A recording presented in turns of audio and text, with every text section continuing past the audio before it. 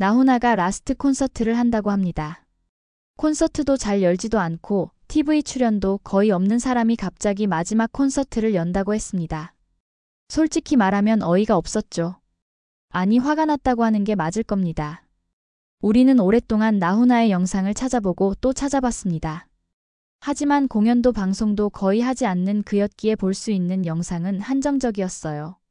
결국 유튜브에서 같은 영상을 반복해서 보고 또 보는 것이 전부였습니다. 그렇게 우리 가족은 어느새 나훈아의 음악을 통해 한국의 트로트에 빠져버린 가족이 되었습니다. 그의 목소리는 단순한 노래가 아니었어요. 그 속에는 한 사람의 인생이, 시대의 흐름이, 그리고 영원히 변하지 않는 감성이 담겨 있습니다. 그래서 그가 마지막 무대에 선다는 소식을 듣자마자 우리는 모든 일정을 뒤로 밀고 한국행 비행기 티켓을 예약하는데 망설임이 없었습니다. 다른 계획은 중요하지 않았어요. 우리는 그 마지막 순간을 직접 눈으로 보고 마음으로 느끼기 위해 한국으로 떠났습니다. 휴가를 길게 낼 수는 없었기에 딱 일주일.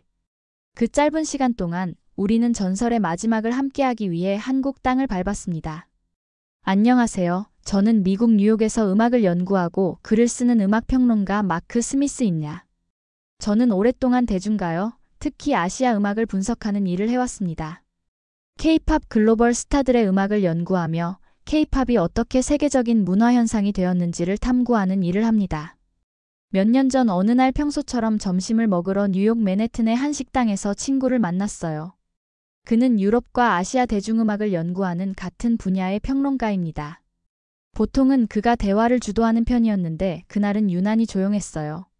젓가락을 든 채 스마트폰을 뚫어지게 쳐다보고 있었어요. 뭐 그렇게 열심히 보고 있어? 내가 묻자 그는 빙그레 웃으며 휴대폰을 돌려 제게 보여줬습니다. 화면에는 한 남성이 무대 위에서 열창하고 있었습니다. 짙은 감정이 실린 목소리의 손짓과 표정까지 모두가 하나의 이야기처럼 느껴졌어요. 그런데 창법이 독특했습니다. 음을 꺾어 올렸다가 다시 내려놓는 흐름이 깊고 애절한 바이브레이션, 여운이 긴 노래 스타일. 한국 음악 같은데 K-팝은 아닌 것 같았어요. 그가 말했습니다. 이게 한국의 트로트라는 음악이야. 미스터 트롯이라는 경연 프로그램인데 한국에서 엄청난 인기를 끌고 있어. 그냥 한번 봐봐. 내 스타일일 수도 있어. 나는 반신반의하며 영상을 보기 시작했습니다. 평소에도 음악을 분석하는 직업을 가지고 있었기에 새로운 장르를 접하는 것은 흥미로운 일이었죠. 그런데 몇 곡을 들을수록 점점 이상한 기분이 들었습니다. 무대에서 노래하는 가수들의 목소리에는 단순한 기교가 아니라 삶을 느낄 수 있었어요. 감정선이 깊고 무대를 지배하는 힘이 있었습니다. 이건 단순한 음악이 아니었습니다. 한 편의 드라마 같았습니다. 출연자들이 부르는 노래를 하나 둘 찾아보니 어느 60대 노부부 이야기, 막걸리 한 잔, 배신자 같은 곡들은 단순한 사랑 이야기가 아니라 사람들의 인생이 담긴 노래들의 가사가 선명하게 그려졌고 감정을 끌어올리는 창법이 곡을 더 깊이 있게 만들었습니다. 단순한 경연 프로그램을 넘어 하나의 문화적 현상처럼 느껴졌어요.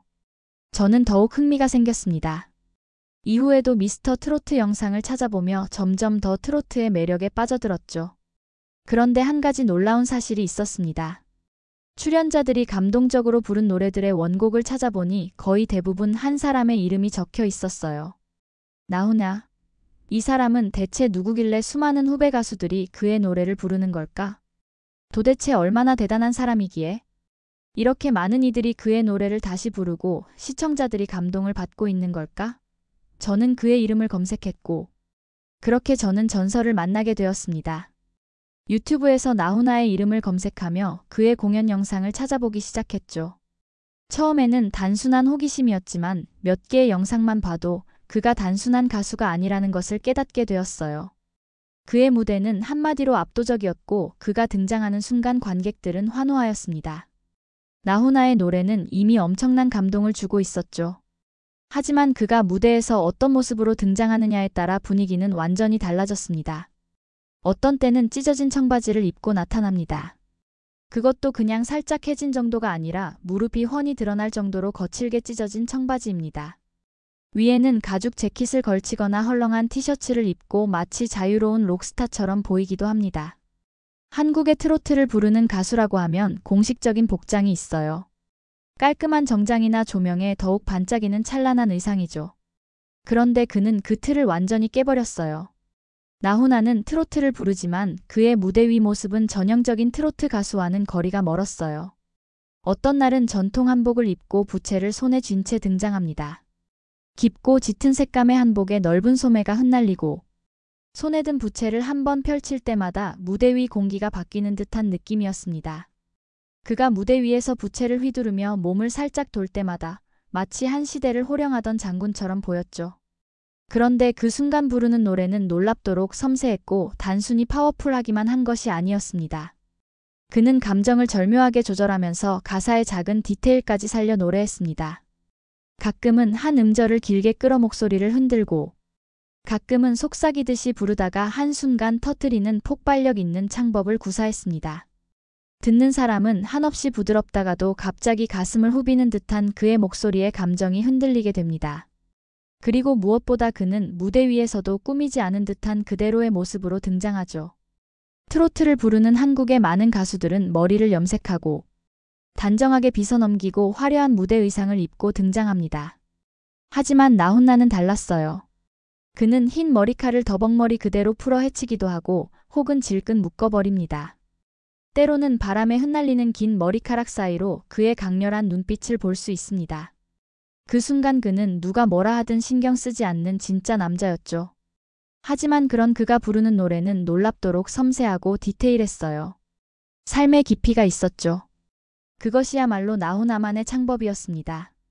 그의 노래는 무대 위에서 하나의 문화가 되었습니다.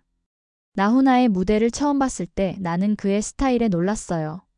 하지만 그보다 더 강렬하게 나를 사로잡은 것은 그의 노래 가사였는데 단순한 멜로디와 리듬을 넘어서 삶과 철학 그리고 시대를 담았기 때문이죠. 특히 내가 가장 좋아하는 곡은 테스형입니다. 이 노래를 처음 들었을 때 나는 순간 심장이 멈추는 줄 알았습니다. 그동안 내가 들어왔던 트로트와는 차원이 다른 깊이가 있었어요. 아, 테스형. 세상이 왜 이래 왜 이렇게 힘들어. 그동안 트로트라고 하면 보통 사랑과 이별, 인생의 애환을 노래하는 장르라고 생각했습니다. 하지만 이 노래는 철학자 소크라테스를 소환하며 인생 자체에 대해 질문을 던지고 있었어요. 이런 노래가 대중들에게 사랑받는다는 것 자체가 놀라웠습니다. 나는 유튜브에서 여러 번 이 노래를 반복해서 들었습니다. 어떻게 이런 가사가 탄생할 수 있었을까? 도대체 나훈아는 어떤 생각을 가진 사람이길래 이런 메시지를 노래에 담을 수 있었을까? 그리고 나는 마지막 공연장에서 테스형을 직접 듣게 될 거라는 사실에 가슴이 뛰었습니다. 그런데 마지막이라고 생각하면 속상하다 못해 화가 납니다. 아니 정말 라스트 콘서트라니요? 테스형을 부르는 나훈아의 무대는 더 이상 볼 수 없다니 안타까웠습니다. 그가 마지막 무대에서 이 노래를 부를 때 나는 어떤 감정을 느끼게 될까? 그의 노래는 단순한 음악이 아니었습니다. 그것은 한 시대의 이야기였고 사람들의 마음을 위로하는 철학과 감성이 담긴 예술이었습니다. 나훈아의 노래를 들으며 감동을 받은 순간은 많았습니다. 하지만 그 중에서도 내 마음 깊은 곳을 건드린 곡이 하나 있었습니다. 바로 홍시였습니다. 처음 이 노래를 들었을 때 나는 단순히 음식에 대한 노래라고 생각했었죠. 하지만 가사를 천천히 음미할수록 이 곡이 전하고자 하는 메시지가 무엇인지 깨닫게 되었습니다. 생각이 난다 홍시가 열리면 울 엄마가 생각이 난다 회초리치고 돌아앉아 우시던 울 엄마가 생각이 난다. 이 가사는 마치 한 편의 그림처럼 떠올랐습니다. 어릴 때는 몰랐지만 어머니가 건네준 그 작은 홍시 속에는 단순한 과일 이상의 의미가 담겨 있었어요. 그것은 위로였고 사랑이었습니다. 나는 이 노래를 들으면서 나도 모르게 눈을 감았어요. 그리고 어릴 적 어머니가 내 머리를 쓰다듬어 주던 순간이 떠올랐습니다. 살면서 한 번쯤은 누구나 엄마라는 존재가 주는 위로를 경험한 적이 있을 거예요. 나훈아의 노래는 사랑을 말하고 어떤 노래는 이별을 이야기합니다. 하지만 홍시는 어머니의 사랑 그 따뜻한 기억을 노래하는 곡이었습니다. 나는 나훈아가 무대 위에서 이 노래를 부를 때 그의 목소리 속에서 진짜 어머니를 그리워하는 한 남자의 감정을 느꼈습니다. 그의 창법은 강렬한 카리스마로 가득 찬 테스형을 부를 때와는 달랐습니다. 홍시를 부를 때의 나훈아는 한없이 부드럽고 따뜻하고 감미로웠으며 아무리 강한 사람도 한순간 어린아이가 되어 어머니의 품을 떠올리게 되죠. 어머니라는 존재가 얼마나 위대한지, 얼마나 소중한지 다시 한번 느끼게 해주는 곡입니다. 무시로라는 노래는 또 기가 막힙니다. 무시로라는 곡을 처음 들었을 때 나는 그 독특한 분위기에 압도되었죠. 애절하고 목소리는 깊었으며 가사는 마치 한 폭의 그림 같았습니다. 하지만 솔직히 말하면 무시로가 무슨 뜻인지 몰랐어요. 나는 한국어를 꽤 많이 접해왔지만 이 단어는 처음 듣는 말이었습니다. 그래서 사전을 찾아보았어요. 무시로 언제나 시도 때도 없이 항상 무시로의 뜻을 알고 나니 가사가 한층 더 가슴에 와닿았습니다. 무시로 비가 내리면 떠오르는 얼굴, 젖은 낙엽이 붙으면 생각나는 그 사람. 가사를 곱씹으면서 나는 이 노래가 단순한 사랑 그 이상의 노래라는 걸 깨달았습니다. 이건 이별의 아픔이 아니라 사무치는 그리움을 이야기하는 노래였던 것입니다. 사랑이 끝난 후 시도 때도 없이 떠오르는 한 사람, 비가 내리면 더욱 선명해지는 기억, 시간이 흘러도 사라지지 않는 감정. 이건 누구나 한 번쯤 경험했을 법한 감정이었습니다. 나는 한국인 친구에게 무시로라는 단어를 아느냐고 물었습니다. 그런데 놀랍게도 모른다고 하더라고요. 일상적으로 자주 쓰이는 단어가 아니라 주로 문학적인 표현이나 노랫말에서 볼 수 있는 말이라고 했습니다. 나는 순간 감탄했습니다. 그렇다면 이 노래의 제목 자체가 하나의 시적인 언어라는 뜻이었습니다. 단어 하나만으로도 감정을 끌어올리는 힘이 있는 노래였던 것입니다. 그리고 나훈아가 이 노래를 부를 때 그의 목소리는 더욱 짙은 감성을 머금었고 그는 애절하지만 절제된 감정으로 가사를 풀어냈습니다. 감정을 과하게 드러내지 않으면서도 그의 목소리에는 잊지 못하는 한 사람을 그리는 깊은 그리움이 느껴졌습니다. 이 곡을 라이브로 때 그는 종종 비를 맞으면서 있는 듯한 표정을 짓기도 합니다. 그의 눈빛에는 많은 감정이 담겨 있었고 그 순간 관객들도 함께 그 감정 속으로 빠져들죠. 나훈아의 노래를 이야기하자면 끝이 없습니다. 한 곡 한 곡이 모두 하나의 역사이고 하나의 이야기이기 때문입니다. 그의 대표곡을 떠올려 보려고 했습니다. 그가 남긴 노래들은 너무나 많았고 그중 어떤 곡을 먼저 이야기해야지 열거하기도 쉽지 않죠. 테스 형을 처음 듣고 충격을 받았고 홍시를 들으며 어머니를 떠올렸으며 무시로에서 멈출 수 없는 그리움을 느꼈습니다. 하지만 그것만이 다가 아니었습니다. 그의 노래는 시대별로 감정별 분위기별로도 너무나 다양합니다. 애절한 사랑의 노래로는 사랑, 영영잡초 이 노래들은 마치 한 편의 연애소설 같았습니다. 떠난 사람을 잊지 못하는 애절한 마음, 이루어지지 못한 사랑의 아픔이 그대로 녹아 있었죠. 삶을 이야기하는 노래로는 고향역, 갈무리, 남자의 인생 이런 곡들은 단순한 노래가 아니었습니다. 그 속에는 한 시대를 살아온 사람들의 희로 애락이 담겨 있었죠.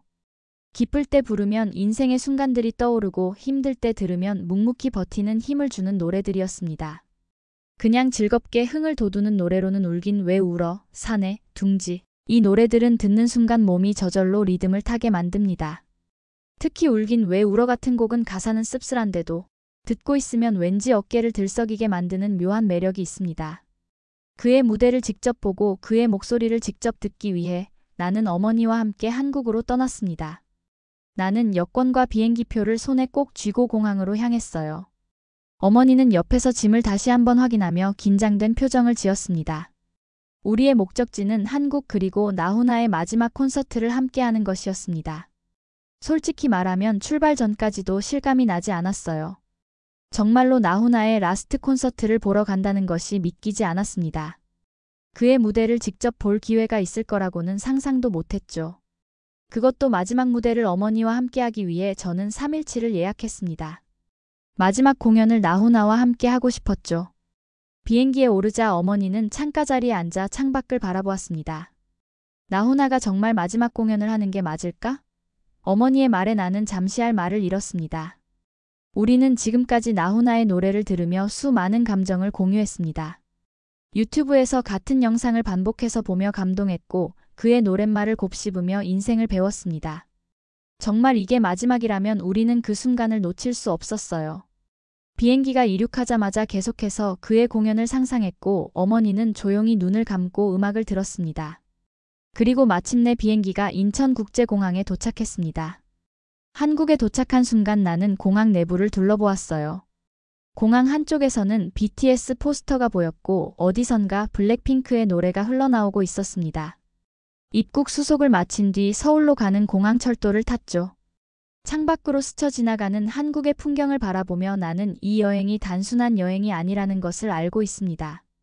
우리는 한 시대의 마지막을 직접 목격하기 위해 여기까지 온 것이었죠. 서울 시내에 도착하자 거리 곳곳에서 한국 음악이 흘러나왔습니다. 카페에서도 상점에서도 심지어 택시에서도 그리고 그 중에는 트로트도 있었습니다. 우리는 호텔에 체크인한 후 짐을 풀고 잠시 휴식을 취했습니다. 나는 침대에 누워 휴대폰으로 나훈아의 공연 영상을 다시 찾아보았습니다. 그가 무대 위에서 테스형을 부르며 부채를 펼치던 장면이 떠올랐습니다. 그 강렬한 카리스마, 압도적인 무대 장악력, 그리고 내일이면 나는 그 무대를 직접 보게 됩니다. 나는 자리에서 일어나 창가로 걸었습니다. 서울의 야경이 반짝이고 있었습니다. 이 도시에 도착한 이유가 단 하나였습니다. 테스형 정말 라스트 콘서트라니요? 아침이 밝았습니다. 나는 창문을 열고 서울의 공기를 깊이 들이마셨어요. 어머니와 함께 호텔에서 아침을 먹으며 우리는 서로를 바라보았습니다. 어머니도 유튜브 영상에서만 보던 나훈아 공연을 본다고 생각하시니 설레임과 마지막 공연이라는 것에 대한 아쉬움이 있으시대요. 아침을 간단히 하고 어머니와 호텔을 나와 공연장으로 향했습니다. 오늘 공연이 열리는 곳은 올림픽 경기장이었는데 가장 큰 공연장 중 하나였습니다. 공연장 근처에 가까워질수록 이미 많은 사람들이 몰려 있었습니다. 입구로 가는 길목마다 사람들로 가득했어요. 그리고 무엇보다도 이곳에 모인 사람들의 연령대가 다양했습니다. 나훈아의 팬이라고 하면 흔히 중장년층을 떠올리기 쉽지만 이곳에는 젊은 사람들도 많았습니다. 20대, 30대는 물론 심지어 10대들도 눈에 띄었어요. 나는 공연장 앞에서 팬들이 들고 있는 플랜카드를 살펴보았습니다. 라스트 콘서트라니요? 믿을 수 없습니다. 당신의 노래는 영원합니다. 공연장에 불빛이 하나 둘씩 어두워졌습니다. 그리고 드디어 조명이 켜졌죠. 그 순간 무대의 커튼이 천천히 올라가기 시작했어요. 그 뒤에서 드디어 마이크를 들고 있는 나훈아가 등장했습니다. 조명이 그를 비추자 공연장 안은 환호성으로 가득 찼어요. 어머니도 내 손을 꼭 쥐고 감격해 하시며 나를 바라보았습니다. 우리는 3일 동안 나훈아와 함께 했습니다. 그리고 마지막 공연이 끝난 후 미국으로 돌아가는 비행기에 몸을 실었습니다. 비행기가 창공을 가르며 한국이 점점 멀어지고 있었죠. 하지만 내 마음은 여전히 공연장에 머물러 있었습니다. 아니 어쩌면 나훈아 노래가 있는 곳이 곧 내 마음이 머무는 곳일지도 몰랐습니다. 그의 공연은 한 시대를 마무리하는 장대한 드라마였고 음악이라는 예술을 통해 팬들과 마지막 인사를 나누는 장면이었습니다. 그는 단 한 번도 은퇴라는 말을 하지 않았습니다. 그저 이 무대가 마지막이라고만 했죠. 사람들은 그가 다시 돌아오지 않을 거라고 말했어요. 하지만 그의 음악을 사랑하는 한 명의 팬으로서 나는 아직 그의 목소리를 다시 들을 수 있을 거라고 믿고 싶었어요. 어쩌면 그는 새로운 방식으로 우리에게 노래를 들려줄지도 모릅니다. 나훈아가 말했습니다. 다 여러분 덕분입니다. 하지만 나는 이렇게 말하고 싶어요. 당신의 노래가 있어 행복했습니다. 며칠 후 나는 평소 자주 가던 카페에서 히로시를 만났습니다. 그는 일본 출신의 음악평론가로 일본 대중음악 역사에 대한 해박한 지식을 가지고 있었어요. 우리는 가끔씩 만나 음악에 대해 이야기하곤 했지만 오늘은 특별히 할 말이 있었습니다. 히로시, 나 한국 다녀왔어. 나는 커피를 한 모금 마시고 말을 이어갔습니다. 나훈아 마지막 공연을 직접 보고 왔어. 그는 흥미로운 듯 눈썹을 살짝 올렸습니다. 나훈아, 그 한국 트로트 가수 말하는 거지. 그런데 솔직히 말해서 트로트는 일본 엔카에서 영향을 많이 받았잖아. 트로트는 결국 엔카의 변형된 형태라고 볼 수 있지 않아? 나는 순간 머릿속에서 경고음이 울리는 듯한 기분이 들었습니다. 이건 단순한 대화가 아니라 논쟁의 시작이라는 걸 직감했습니다. 히로시 그건 너무 단순한 해석이야. 나는 곧바로 반박했습니다.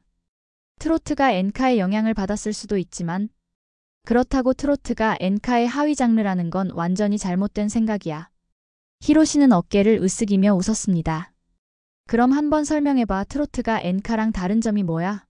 나는 심호흡을 하고 지난 몇 달 동안 연구했던 것들을 머릿속에서 정리하기 시작했습니다.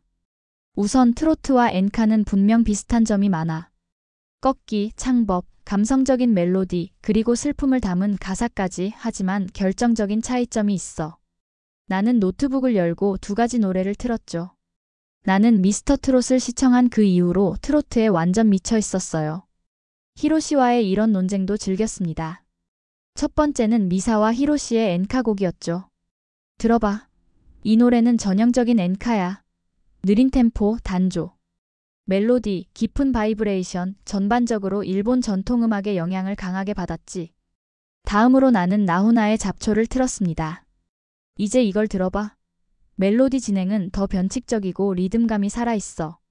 히로시는 팔짱을 끼고 고개를 끄덕였어요. 흥미롭군. 그럼 내 말대로라면 트로트는 엔카보다 더 다채롭다는 거야? 나는 고개를 끄덕였습니다. 정확해. 트로트는 단순한 슬픔이 아니라 한과 흥이라는 한국 특유의 감정을 동시에 담아내. 반면 엔카는 감정을 절제하고 좀 더 노스텔지어 분위기를 유지하려고 하지. 히로시는 커피를 한 모금 마시며 말했습니다. 그런데 역사적으로 보면 트로트는 일본 식민지 시절에 시작된 음악이야. 그럼 엔카의 영향을 안 받았다고 말할 수 있어? 나는 잠시 침묵하다가 고개를 끄덕였습니다. 맞아, 트로트의 초창기에는 일본 엔카의 영향을 받았다고 할 수 있어. 하지만 그 후의 발전 과정이 완전히 달랐어. 나는 테이블을 손가락으로 톡톡 두드리며 설명을 이어갔습니다. 일본의 엔카는 전통적인 가요와 서양 음악이 결합하면서 일본식 정서를 강조하는 방향으로 발전했어. 반면에 한국의 트로트는 일본적 요소를 걷어내고 한국만의 감성을 발전시키는 방향으로 흘러갔지. 즉 초기에는 유사했을 수 있지만 지금의 트로트는 엔카와 전혀 다른 음악이 된 거야. 히로시는 흥미롭다는 듯이 고개를 끄덕였습니다. 그 말은 트로트가 단순한 엔카의 아류가 아니라 한국적인 색채를 입으며 독자적인 장르로 자리 잡았다는 거네. 나는 마지막으로 강력한 한 방을 날렸습니다. 그리고 가장 중요한 차이점이 있지. 트로트는 여전히 진화하고 있고 세대 간의 사랑을 받고 있어. 하지만 엔카는... 히로시는 조금 당황한 듯 웃으며 말했습니다. 엔카는 솔직히 요즘 젊은 층에서는 많이 듣지 않지. 나는 고개를 끄덕이며 말을 이었습니다. 그게 결정적인 차이야. 트로트는 단순한 복고 음악이 아니라는 거지. 지금도 젊은 가수들이 트로트 오디션 프로그램을 통해 데뷔하고 나훈아 같은 전설적인 가수도 여전히 사랑받고 있어. 히로시는 한동안 아무 말도 하지 않았습니다. 그리고는 결국 미소를 지으며 말했어요. 좋아. 너의 논리에 설득당했어. 트로트는 단순히 엔카에서 파생된 음악이 아니라 한국적인 정서를 바탕으로 완전히 새로운 장르로 발전한 거라는 말이구나. 나는 커피를 한 모금 마시고 씩 웃었습니다. 이제야 인정하는 거야? 히로시는 피씩 웃으며 손을 내밀었어요. 좋아, 트로트와 엔카는 사촌 정도로 생각해보지. 나는 그의 손을 잡으며 말했습니다. 사촌보다 먼 친척 정도가 더 맞을걸? 나는 그렇게 히로시에게 한 방을 먹였습니다. 우리는 그렇게 웃으며 대화를 마무리했어요. 그리고 나는 속으로 생각했죠.